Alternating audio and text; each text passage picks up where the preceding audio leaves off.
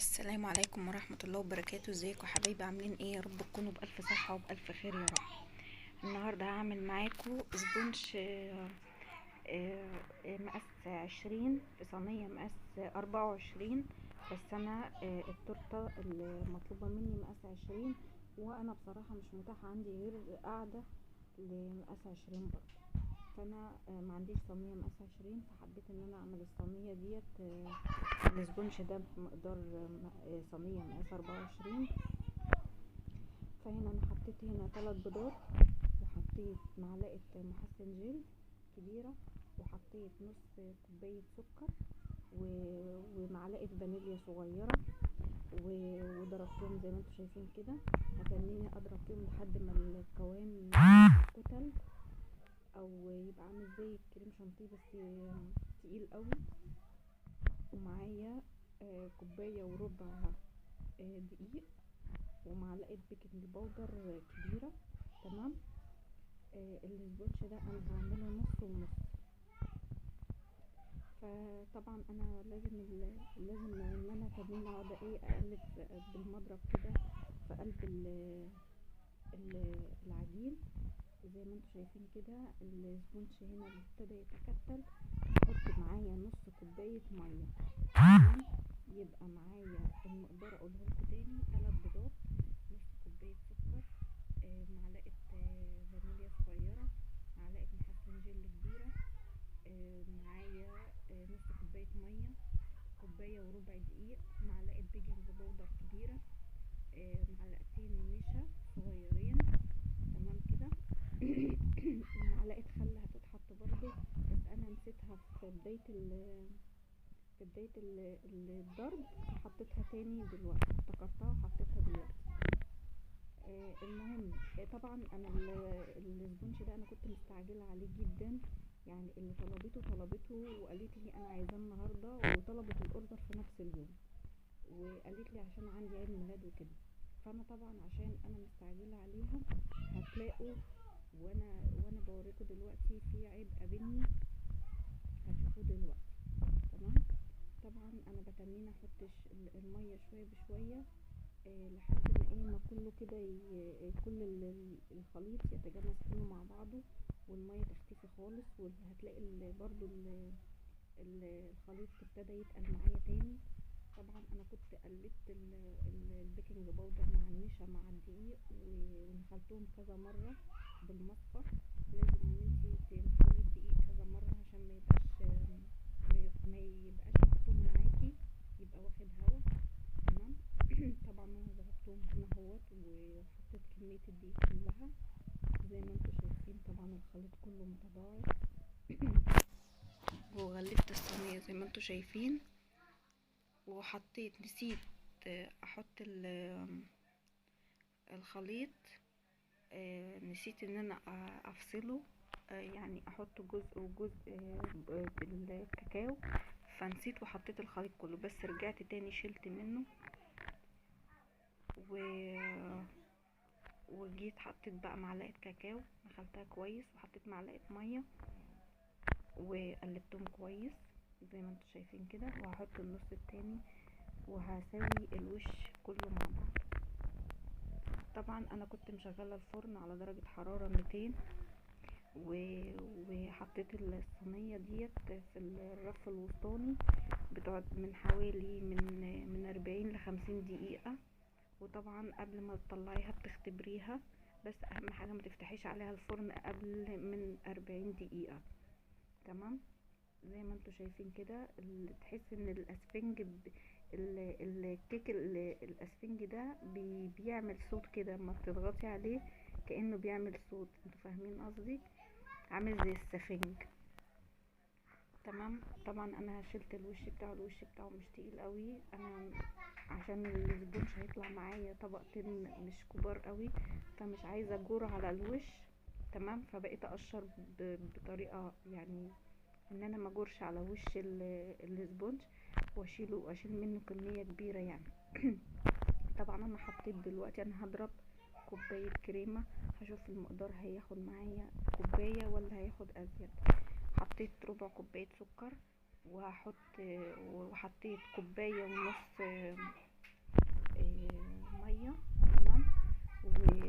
حطيت كوبايه كريمه، لان الكريمه ديت كريم شانتيه دريم، وسبتهم كده زي ما انتم شايفين كده. طبعا انا ايه يعني لازم اقلب فيهم. طبعا شايفين منظر الكريمه إيه لما بتيجي تتخفق بتحس ان هي ما بتزيدش، يعني عيب المضرب في كده. انما في الاسبونج بصراحه هو مريحني كتير. انما الكريم شانتيه بيخلي الكميه ضعيفه جدا. ما علينا، المهم انا قطعتهم لثلاث طبقات، بس الطبقة اللي فوق لقيتها رقيقة جدا زي ما انتم شايفين كده، فانا قلت لازم هعمل منها بوكسات. تمام. طبعا غير ان انا قلت لكم هشيل حوالي 4 سنتي من على الحروف، عشان خاطر انا عايزة التورتاية تبقى 20 مش 24. تمام. القاعدة اللي عندي قاعدة 20، فانا عشان المفروض ان انا هعمل تورتاية 20 يبقى احطها على قاعدة مثلا 22 او 24. تمام. طبعا انا حطيت الكريمه كده، وحطيت صوص شوكولاته، وحطيت شوكليت شيبس، وحطيت طبقه كريمه حلوه محترمه تعلي معايا الطبقتين. تمام. وحطيت الطبقه التانية دي كانت ميه بسكر، كنت انا عاملاها، ما كنتش لحقت ان انا زي ما انا قلت لكم انا ما كنتش جاهزه لاي عمايل خالص في اليوم ده، فعملت ميه بسكر كده على طول وخلصت نفسي وعملتها. وهي جت استلمتها بالليل، يا دوبك انا بدأت فيها. انا جيت من شغلي كان حوالي العصر، انا باجي من شغلي الساعة 2 فلقيتها بتقولي انا عايزاكي تعملي تورتايه ضروري ضروري النهارده عشان عيد ميلاد ابني ومعرفش ايه. فغصب عني والله انا ما جاش في بالي خالص، يعني انا مش بعمل سبونشات واركنها، انتوا فاهمين، انا بعمل صبح بصبح. يعني اللي بيطلب مني اقول له هتستلم بكره مثلا، او هتاخدها بكره. انتوا فاهمين قصدي. فبصراحه اما لقيت كده يعني قلت ايه هعملها ان شاء الله، باذن الله هعملها واطلعها. طبعا انتوا مستغربين انا ليه دخلت في مجال الحلويات. اولا انا فكرة الحلويات عجبتني، وبصراحة انا كنت بحب ان انا اعملها في بيتي، بس ما كنتش متقناها او قد كده، يعني ما كنتش بتقنها قد كده. بس اتفرجت طبعا على فيديوهات كتير واتعلمت والحمد لله. وطبعا عشان ما فيش حد هنا في البلد كتير بيعمل الحلويات والشغل الاونلاين ده، فبسم الله ما شاء الله انا اول ما اشتغلت فيها لقيت الدنيا بسم الله ما شاء الله معايا، يعني ربنا رزقني من وراها. بس انا لحد دلوقتي مش عارفة اكسب، يعني لحد دلوقتي مش عارفة اطلع ليا مكسب. كل ما اجي اروح اشتري خامات الاقي الخامات بتزيد، انتوا فاهمين قصدي. وانا لو مطلعه حاجة مثلا بسعر، ممكن عشان ان انا اجي ازود فيها في سعر تاني بسعر تاني، بلاقي ان المكسب ضعيف جدا. فانا بصراحة لحد دلوقتي يعني لسه مش عارفة اعمل قرش من ورا الموضوع ده. فاهمين قصدي. كل ما اجي اروح مثلا اشتري كبات، اشتري خامات، اشتري اي حاجة، الاقي الاسعار بترتفع. انا بدأت طبعا في الوقت اللي فيه غلا وان الاسعار مش مستقرة، فعشان كده انا عارفة ان هو ايه الموضوع مش جاي معايا. نسيت اقول لكم الكريم شانتيه ده انا كان عندي، تمام، كان عندي في الفريزر في نفس السلطانية دي. تمام. وجيت اضربه لقيته بيمط معايا، اما جيت احطه على التورته لقيته مش هتنفع، يعني لقيت الكريم شانتيه ده مش هينفع. فقمت جايه ضرباه تاني فلقيته سايل خالص وبيمط معايا، فقلت انا هستخدمه في الكبات. حطيت عليه جيليو فراولة، وحطيت عليه معلقتين كبار او معلقة كبيرة كريم شانتيه، وتنيت نضرب فيهم تاني لحد ما القوام تقل معايا كده. تمام. وكنت مقطع فراولة مكعبات صغيرة وحطيت عليها جيليو فراولة والحمد لله. يعني قلت ايه هستغل، كان عندي كنافة برضو متحمرة، كنت محمرة الكنافة، كنت راكناها في الفريزر ان حد طلب. طبعا انا كان ده مش موسم مانجا، وبصراحة لفت على مانجا ملقتش، فقلت بقى لازم ان انا استغل الكنافة ديت واعمل طريقة بالكنافة بالفراولة. وبصراحة انا عملتها، انا اول ما عملتها دقتها لقيتها تحفة، لقيتها جميلة جدا جدا جدا. طبعا العميله اللي كانت بتطلب الكنافه بالفراوله دي قالت لي انا اول مره اجرب كنافه بالفراوله، قلت لها وان شاء الله باذن الله هتاخديها وهتطلبيها تاني. طبعا انا بقيت احط بقى طبقتين، يعني انا حطيت طبقة كنافة وعليها طبقة كريمة، وحطيت طبقة فراولة، ورجعت حطيت تاني طبقة كنافة وحطيت عليها طبقة الكريمة، ومن فوق بقى هحط طبقة فراولة. واهم حاجة ان انا كبست القب، انتوا فاهمين قصدي؟ يعني اللي هياكل هيدعيلي. القب ده انا كنت بطلعه ب15 جنيه. تمام. برضو انتوا لو انتوا شايفين ان الكب ده سعره مناسب يا ريت تقولولي، لو شايفينه غالي برضو يا ريت تقولولي، لو شايفينه شويه قولولي، علقولي وقولولي يعني ايه رايكم في سعره، انتوا فاهمين؟ الكب ده يعني حجمه حلو، انا لحد دلوقتي لسه ما حفظتش ال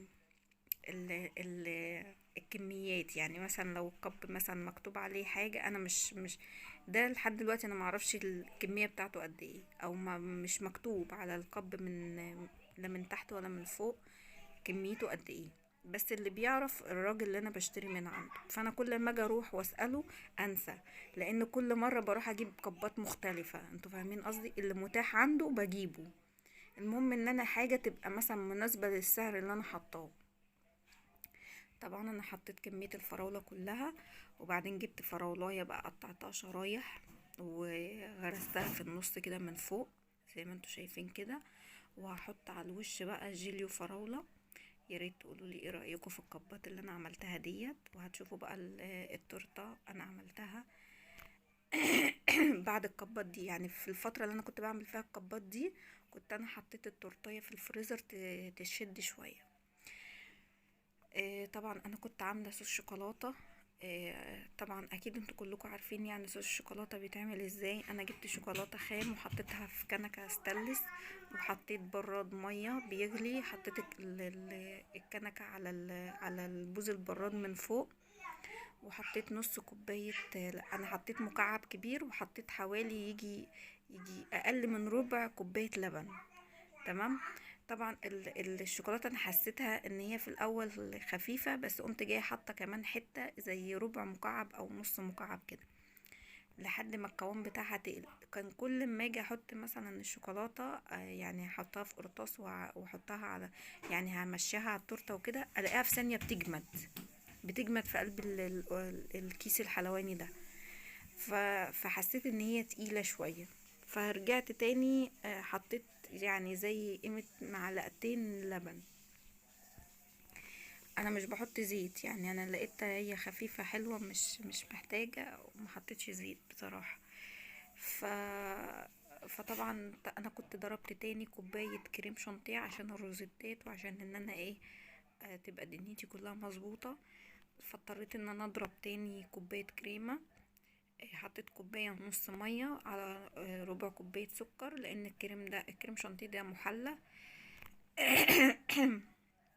كنت انا بقى حطيت هنا اللي هي الدريبات بتاعت الشوكولاتة، وبعدين جيت عشان اكمل بقى التورتايه واعمل الدريبات بتاعت الفراولة. طبعا انا مخففة فراولة بمعلقة مية، يعني انا جبت فراولة وجوليو فراولة وخففته بمعلقة مية وايه. وبصراحة يعني مش انا بقول لكم الاستعجال وحش، ما رضيتش احطهم في كيس حلواني، فقمت جايه بقيت بمعلقة كده، وبقيت اعمل ايه زي الدريبات كده بالمعلقة وايه. وزي ما انتوا شايفين الشوكولاتة مش عارفة هي مش ظاهرة من الجنب، بس ايه اضطريت ان انا اعملها. ورجعت حطيت البتاع ده. بصوا انتوا شايفين الكريم شانتيه ده اللي يا جماعه اللي هو اللي بيمط، انا حطيت بس حته كده من فوق لقيتها عامله خالص. طبعا انا لو كنت حطيت الروزيتات او حطيت البتاع كان هيسيح، يعني كله كان هينزل على التورته من الجناب، فكان هيبقى شكله وحش. فجيت بقى حطيتها في الفريزر تشد، وعملت بقى زي ما انا قلت لكم كوبايه كريمه تاني. وقمت جايه مستغليه الكريمه التانية في الكبات زي ما انتوا شفتوا. حطيت بقى هنا الجيليو فراوله، هعملها نص جيليو فراوله ونص شوكولاته. انا ما كانش عندي جيليو مانجا، هي كانت طالبه نص جيليو مانجا ونص جيليو فراوله، بس انا قلت لها انا مش عندي مانجا، فهعملها لك ايه شوكولاته وجيليو فراوله. قالت لي خلاص ماشي مش مشكله، فعملتها لها. وقالت لي اكتبي في النص عيد ميلاد ايه محمد وكده. قلت لها عينيا حاضر. طبعا انا عملتها زي ما انتوا شايفين كده. طبعا انا اكيد مش زي بسم الله ما شاء الله الشيفات اللي بتطلع يعني وتعمل تورت، بس هي حاجة على قدنا يعني. وطبعا الناس هنا عندنا بتطمن يعني ان الحاجة بتبقى معمولة في البيت وعلى ايديكي، ما انتش بتعملي اي حاجة اي كلام.